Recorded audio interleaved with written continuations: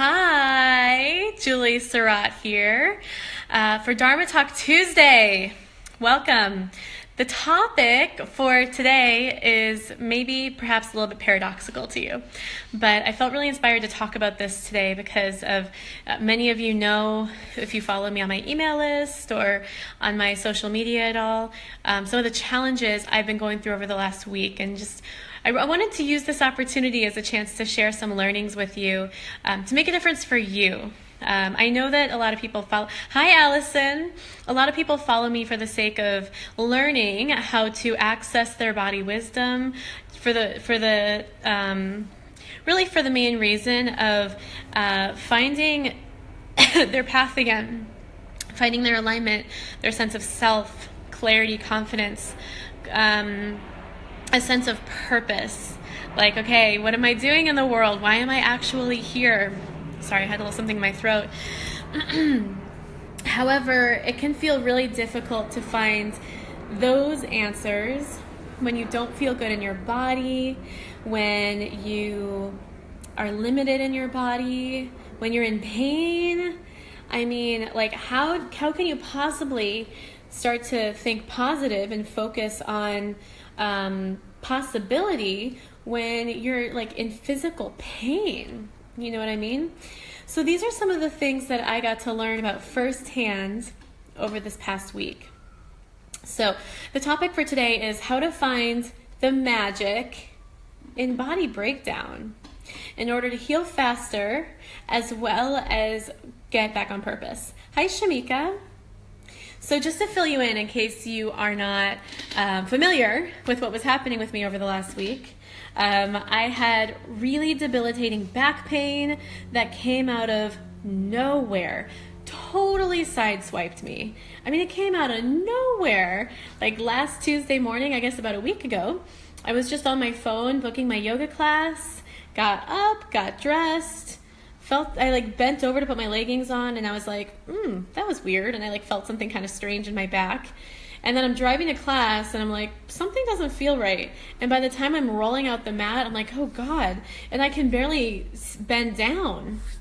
And I managed to go ahead and do the class and to modify, because I was committed to doing my practice.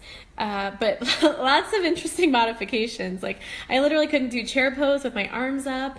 I mean, it was like really intense, and it turned into a whole week of really severe pain, whether I was laying down, standing, sitting.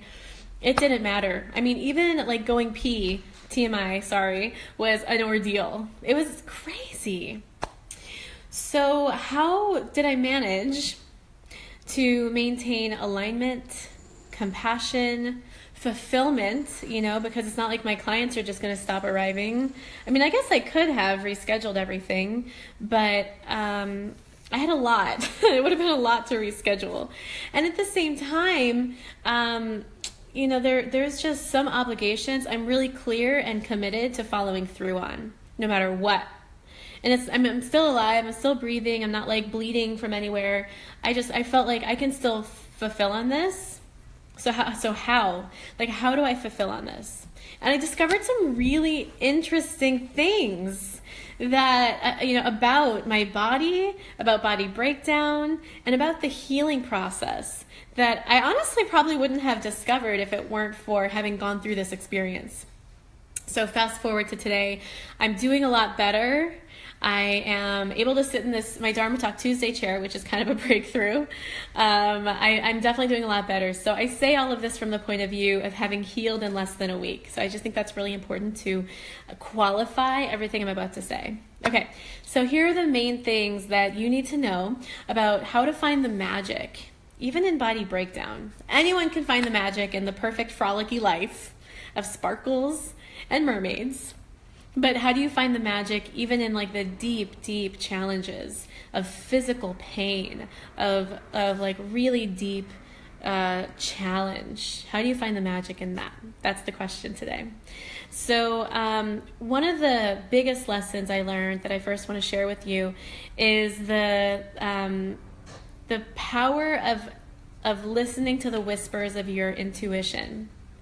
I had been receiving whispers from my intuition about going to get a massage or going to the chiropractor or going to take care of myself. And my reason for not going, which I didn't go, was always, I don't have time. I'd rather put my money on something else. I mean, it was just excuses, one thing after another. Mostly I don't have time. That was really kind of the main one. Paola, hi. Hello. Good to see you here. But here's the thing. I was being given the message of what to do. It came as a whisper, though. And that's often the challenge with our intuition and with our body wisdom. It comes as a whisper, and it takes a very attentive ear to actually hear the wisdom. Thank you all for the hearts and likes. So appreciate that. And I was choosing, I knew they were there. They were very, very, very quiet whispers, and I was choosing to ignore them. The problem is that in hindsight, hindsight's 2020, you look back and you're like, oh my gosh, I was getting the messages the whole time and I was choosing to ignore it. And I'm telling you, if I had known the consequences of not honoring my body wisdom, of course I'd prioritize taking better care of myself. Of course I would have. And like hearts and likes, if you can relate to that hindsight is 2020 situation. I mean, it's like if you look back on something, can you think of a time when you were told by your body wisdom, by your intuition, maybe it was like a gut feeling, that's another word for body wisdom. You were told by your gut feeling on what to do or what not to do, what you were a yes to, what you were a no to, and you ignored it. And then weeks, months, years later, it came blowing up in your face, and it was like, damn it, I got that message so clearly, and I chose to ignore it. Oh my gosh, that was a big mistake. So that's kind of like one of the things that happened to me. Even as an expert in body wisdom, I still had a moment of ignoring, choosing to not listen to my body wisdom. And here we are with the consequences, this whole back breakdown situation. So that's the first thing I learned. Allison says, I've done that a lot. Crazy how sometimes we make excuses not to take care of ourselves. I know, Allison, especially we're both yoga teachers. It's like the plumber can sometimes be the one with the dirtiest pipes. That old saying. Sometimes it's like we're so focused out taking care of other people that it's like we deprioritize ourselves. And that's always a mistake. I was talking with my coaches earlier from my Maya group, from my group coaching program. I meet with my coaches every week to talk about how we can better support our clients and our students. And we were talking about how there's a personality type of a woman who thinks about everybody else first except herself. She puts everyone first and she puts herself last. And before you know it, this is sort of like, if you follow my email, you saw what I said about my family. This is what happened to my father. He put everyone first. Everyone. He took care of my sister and me. He took care of my mom. He took care of all of us. And he put his needs and his desires and everything that he needed to address. He just shoved it down, suppressed it. And by his mid-50s, he was dealing with a nearly fatal stroke where we almost lost him. And he's still dealing with the consequences of that. We all are. He's just not the same. He's literally not the same man he used to be, which isn't a bad thing in every way. He's a lot more emotive now, which is kind of fun, that he actually expresses emotions. I think that's kind of like a Dharma thing, when something comes into your life like that to change you. He needed to be shaken up like that to be more expressive. But unfortunately, he can't work anymore. He's completely codependent on my stepmom. It's just not a good situation. And you just don't want to let it get that bad. And unfortunately, my situation, my body breakdown wasn't that bad, thank God, but it was very bad. It was searing pain in my back. I couldn't do anything. So that was the first lesson. So I want you to think right now, if there's something that your body wisdom has been telling you to do, to take care of yourself, to honor yourself, please do it. don't let it get so bad that your body has to like hit you over the head with a 2x4 in order for you to move forward with taking care of yourself. Like, please don't let it get that bad for yourself. Be a yes now. Take that leap of faith now to make a change now, so that you avoid that whole path of really severe breakdown. So that's the first thing. And hearts and likes if that resonates with you, if that made a difference for you. So that's the first thing. The second thing is recognizing the power of focusing out and being selfless when you're in pain. So I know some people who, like I had someone very close to me who went through a very difficult medical health challenge, and all of a sudden her entire world was about her. She went through cancer, so that's pretty understandable. That's like a really challenging life thing to go through. However, she became very selfish, and I watched her world close in on her. She recovered. She is doing great now. She has a normal life, but she's not in a relationship where she's very happy. She doesn't have good relationships with her family. She's unhappy in her job. I mean, you look at every aspect on like the life wheel and she's out of alignment. She's unhappy. And I just look at that and I'm like, wow, she learned back when she had this cancer, when she was younger, this habit of focusing in and making it all about her. And I think that's really tragic, because something that I discovered when I was going through this breakdown myself over this last week was that I actually felt better. I felt more healed when I was serving others. So like here I am in searing pain. Like, I don't want to underestimate this pain for you. I mean, there were moments where I was like crying and yelping and groaning, and it was really bad. It was really bad. But at the same time, it actually made me feel better to get on the phone and coach and do, my calls of people who wanted to learn more about Maya, and help them learn what Maya was all about, my group coaching program, Money Alignment Yoga Academy, or, getting on the phone with my clients and supporting them. Literally, I was, so I teach yoga, like I give custom yoga practices to all of my clients. And one of the yoga sessions, literally I did from bed, and I just cued her verbally on what to do, because I was more committed to being on time and urgent by giving her yoga practice so she didn't have to wait any longer than I was to looking a certain way, being perfect, having the right energy, like hearts and likes. If you feel like you need to have a certain exactly right energy to coach or to give a presentation or to give a talk or to have some kind of interview.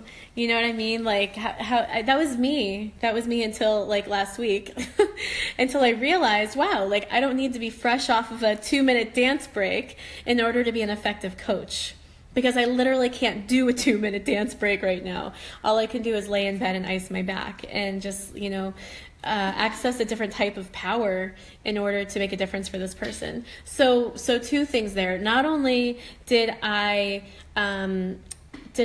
feel better in taking my attention off of my pity party of myself and focusing on someone else to make a difference for them, but I also had my own breakthrough, so to speak, in letting go of my need for things to look a certain way, to be a certain way. In other words, I learned how to be more flexible in my way of thinking, being, and doing to still get the job done.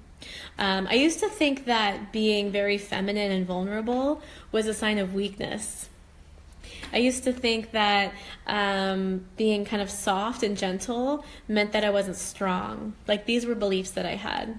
So something I realized and I learned, I've been working on it for a little while now, but something that really came home for me and was driven home for me as I was doing my best to be powerful and effective as a coach during these calls I was on over this last week as I was completely debilitated, was how you can access a different kind of power depending on where you're at, where it's authentic.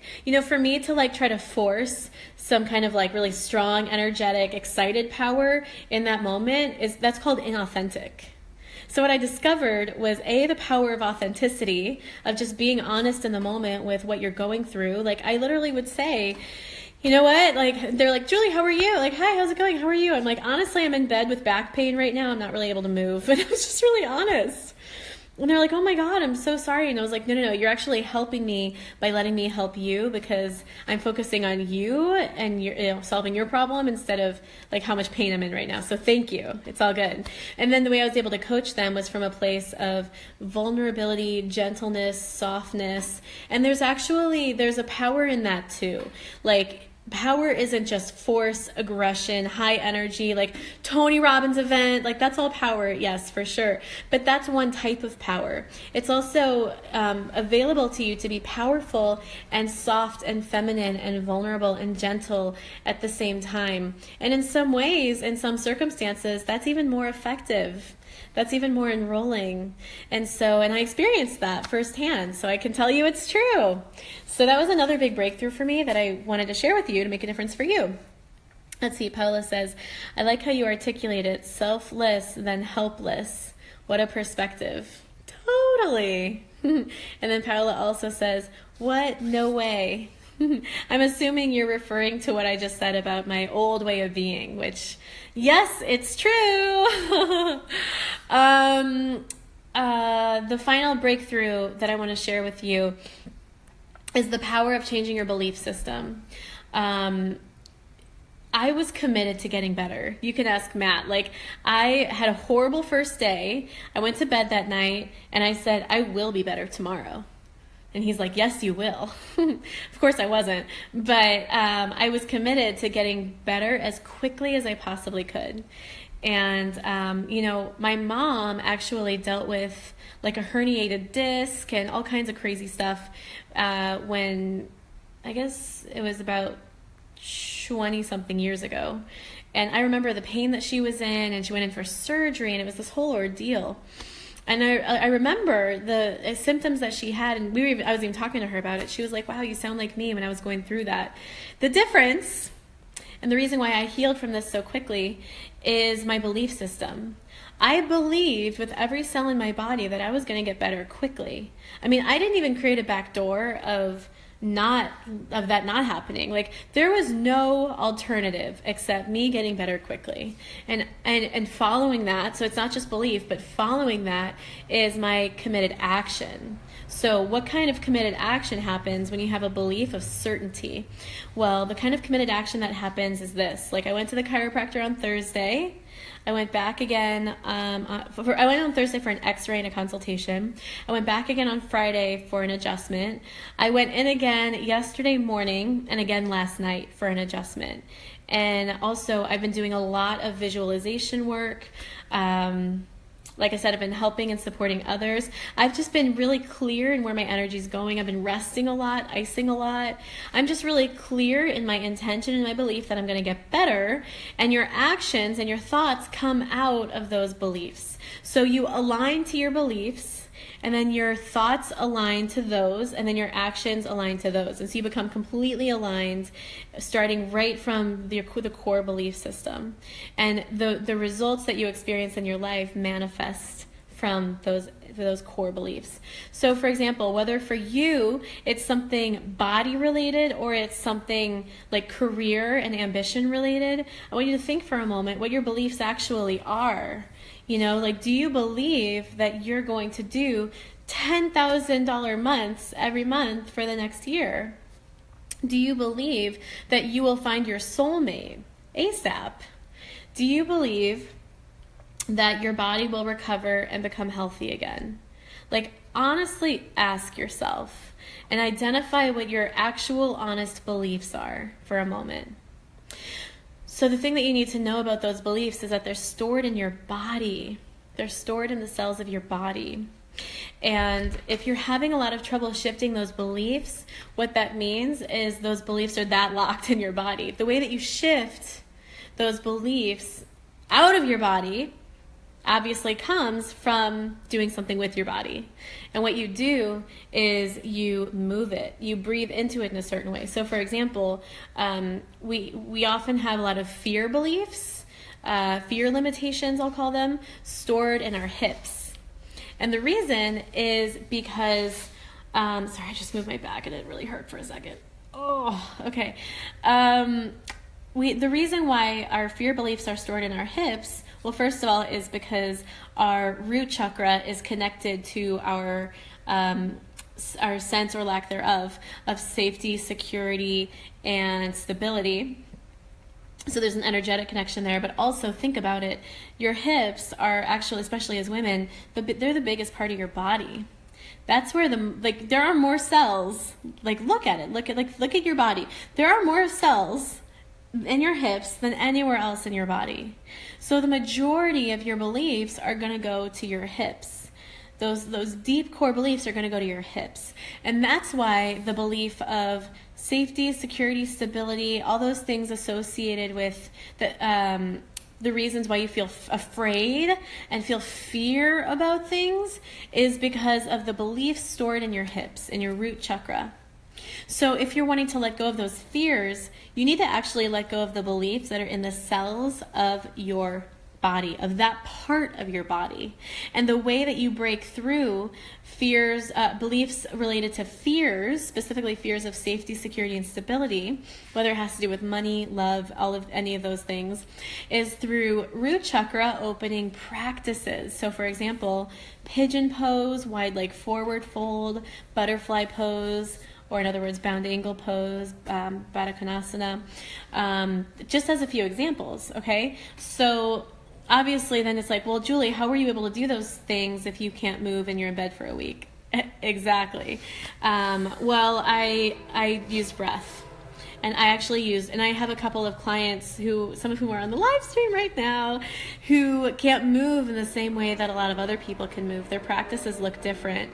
You know, they just have some limited mobility. And so what I've taught them is how to use breath to get into those parts of the body, to shift and clear those belief systems out of that chakra, out of those cells in the body. Doing it with movement feels wonderful, and there's a whole chemical cascade that happens when you move your body with breath that is magical and completely unfathomable to me, but it works, and it works every time. But you can do it with breath too, and then the most powerful is to do it with movement and breath. So you start to do that, and then those beliefs shift. And as those beliefs of limitations and fear and things like that shift, you start to make space for new, more empowering beliefs that can now be stored in your body to support you, so that when you have those life challenge moments, you're defaulting on I can, it's possible, let's go, versus, oh, I can't, gotta hold back, gotta play smaller, or whatever it is for you.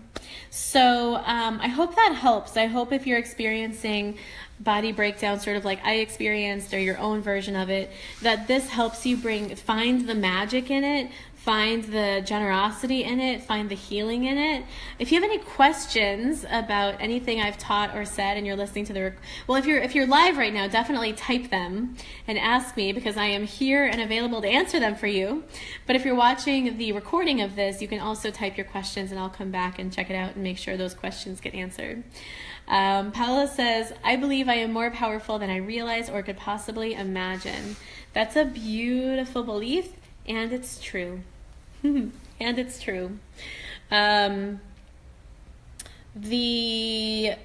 see. The final thing I'll leave you with is actually going to be inspired by what Paula just said, which is that if you're willing to be wrong about your limiting beliefs, you are going to create magic.